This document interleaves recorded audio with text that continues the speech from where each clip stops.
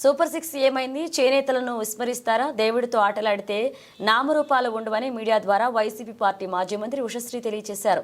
వివరాల్లోకి వెళితే శ్రీ సత్యసాయి జిల్లా సోమాందేవుపల్లి మండలం తుంగోడు గ్రామంలో మంగళవారం ఆత్మీయ సమావేశంలో పాల్గొన్నారు మాజీ మంత్రి ఉషశ్రీ చరణ్. ఈ సందర్భంగా మండల వైసీపీ కన్వీనర్ గజేంద్ర ఆధ్వర్యంలో వైసీపీ నాయకుడు సూర్యప్రతాప్ రెడ్డి పాల్గొన్నారు.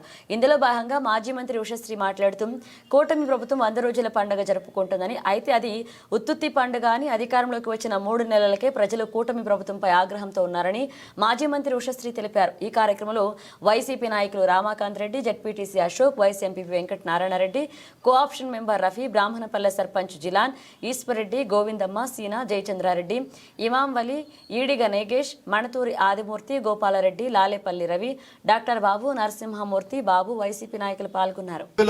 అధ్యక్షులు అందరికీ నా హృదయపూర్వక నమస్కారాలు. మా గజేంద్ర అన్న గారు కన్వీనర్ గా బాధ్యతలు మాజీ మంత్రి బాధ్యత అప్పచెప్పినారు. నేను ఖచ్చితంగా బాధ్యతని నెరవేరుస్తాను. ప్రతి ఒక్క కార్యకర్తని అందరినీ కలుపుకొని పోతాను. కష్టపడే వాళ్ళని ఖచ్చితంగా గుర్తుకు తెచ్చిస్తాను.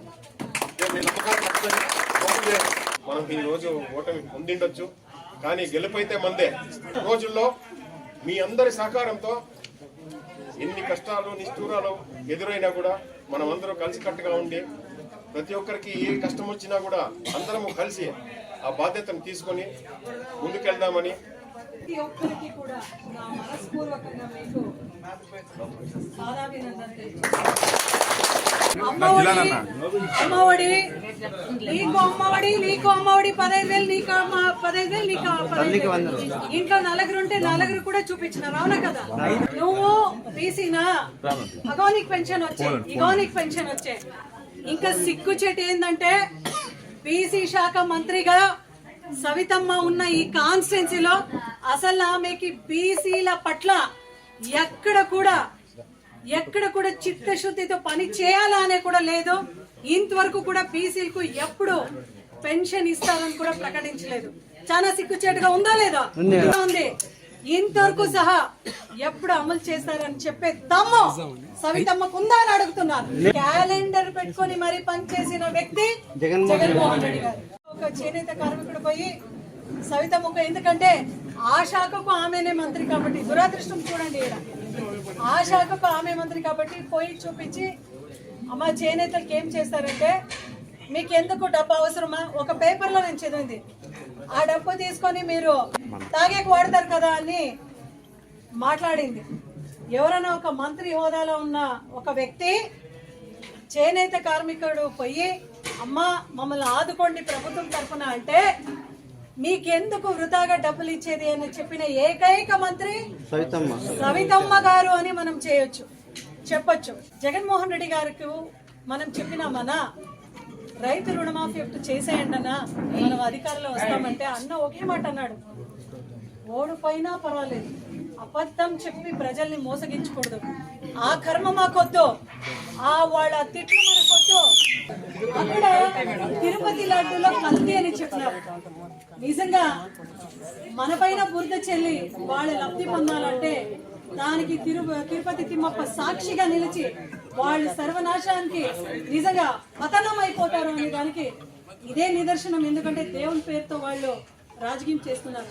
తమ్ముడు ఉషమ్మ ఇక్కడ నిలబడింది పెనుగొండలో జగన్మోహన్ రెడ్డి గారి ఆదేశం మేరకు నిలబడి నేను ఓడిపోయినాను. భౌతికంగా అందరికీ కనబడేట్లో ఓడిపోయినా. ఈవీఎం లో ఏం జరిగిందో ఏం లేదో దేవుడు ఎరుగు. దానికి తక్కువ శిక్ష వాళ్ళు అనుభవిస్తారు, అది కూడా చెప్తున్నారు. 5 రోజులకే సోమాదేపల్లిలో మన నాగనాయన చెరువు సర్పంచ్, తాండా సర్పంచ్ కొడుకుకి అంజనాయకు ఇబ్బంది అయితే బయటకు వచ్చి మాట్లాడినాను. బయటికి వచ్చి ఎందుకు మాట్లాడినానంటే, మమ్మల్ని నమ్మి వేలాది మంది ఓట్లు వేసినారు పెనుగొండలో. ఆఫీస్ లో మీ పని జరగట్లేదని న్యాయబద్ధంగా ఉంటూ నన్ను పిలిచండి, అక్కడే కూర్చొని ధర్నా చేసి మీకు న్యాయం చేస్తాం. మన సర్పంచ్లందరినీ కూడా ఇక్కడున్న సవితమ్మ చెప్పిందంట, కండువా వేసుకుంటే సర్పంచ్ ఫండ్స్ రిలీజ్ చేస్తామని. అది ఆమె ఇంటి సొమ్ము కాదు, సెంట్రల్ గవర్నమెంట్ ఫండ్స్. ఆపే వాళ్ళు ఎవరు కలెక్టర్ దగ్గర పోయి మాట్లాడిన తర్వాత ఇప్పుడు ఫండ్స్ అనేది ఫ్లో అవుతా ఉంది. ఇంకా ఎక్కడన్నా ఇబ్బందికరంగా ఉంది అంటే చెప్పండి. ఆపోజిషన్ లో ఉన్నామని చేతులు కట్టుకొని ఇంట్లో కూర్చొనేది కాదు, పోరాటమే. ప్రతి వైఫల్యాన్ని ఎండగడతామని వచ్చిన ప్రతి సోదరుడికి కూడా మనస్పూర్వకంగా మీకు ధన్యవాదాలు తెలుపుతున్నాను. వైఎస్ఆర్సీపీ పార్టీ గ్రామ స్థాయి నుంచి కూడా చాలా స్ట్రాంగ్గా పార్టీని బేస్ చేసుకుని రావాలనే ఒక దృఢమైన సంకల్పంతో ఉంది కాబట్టి ఆ ఒక భాగంగా తుంగోడు పంచాయతీలో కూడా మీటింగ్ పెట్టి ప్రతి కార్యకర్తని కూడా పలకరించి కమిటీలు వేస్తూ అదేవిధంగా జిల్లా వ్యాప్తంగా రాష్ట్ర వ్యాప్తంగా కూడా చాలా స్ట్రాంగ్గా ప్రతి ఒక్క మండల స్థాయి జిల్లా స్థాయిని గ్రామ స్థాయి నుంచి కూడా ప్రతి ఒక్క పోస్ట్ని కూడా ఫిలప్ చేసుకుంటూ కష్టపడిన వాళ్ళందరినీ గుర్తించి పార్టీలో వాళ్ళందరికీ కూడా మంచి క్యాడర్ ఇస్తూ పార్టీ ముందుకు వెళ్ళే ఒక సంకల్పంతో ఈరోజు ఈ యొక్క తుంగోడు గ్రామంలో మీటింగ్ పెట్టడం జరిగింది. ప్రజలందరూ కూడా మాట్లాడుతుంటే ఇప్పటికీ ఎంత వ్యతిరేకత వచ్చింది ప్రజల్లో కూటమి ప్రభుత్వం పైన.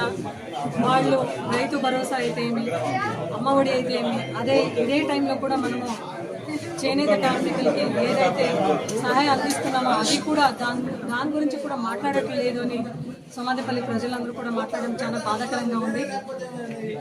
ప్రజల తరపున నిలబడి ఖచ్చితంగా ఉద్యమం చేస్తూ సూపర్ 6 హామీ ఏదైతే చంద్రబాబు నాయుడు గారు చెప్పినారో దాన్ని అమలు చేసే వరకు ప్రజల తరపున నిలబడి పోరాటం అనే ఒక వాయిస్ అయితే ప్రతి ఒక్క కోఆర్డినేటర్స్ ఇన్ఛార్జెస్ వినిపిస్తున్నారు.